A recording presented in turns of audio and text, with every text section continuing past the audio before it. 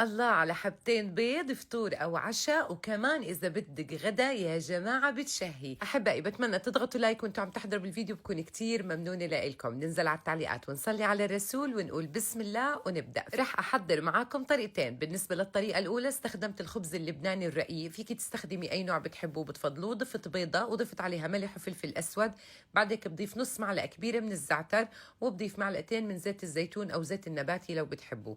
بعد ما خفقت البيض كتير منيح وزعته كلياته على الرغيف. بعد هيك بضيف عليه جبنة موزاريلا مع جبنة شيدر، أي نوع جبنة أنتم بتحبوه بتفضلوه فيكم تضيفوه، وكمان فيكم تستغنوا عن الجبنة تماما. بعد هيك رح أوزع شرحات من البندورة وانتقل بعديها لتحضير الطريقة الثانية.